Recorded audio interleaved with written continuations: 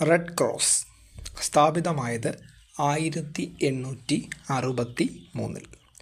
ആസ്ഥാനം Geneva.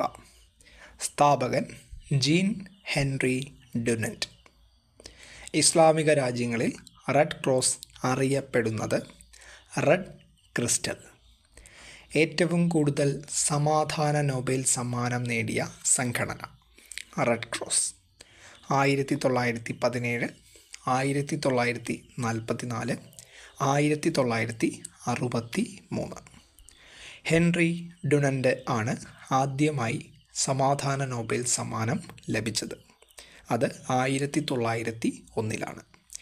Indian red cross നിലവിൽ വന്നത് 1920. മെയ് 8 അന്താരാഷ്ട്ര റെഡ് ക്രോസ് ദിനമായിട്ട് ആചരിക്കുന്നു.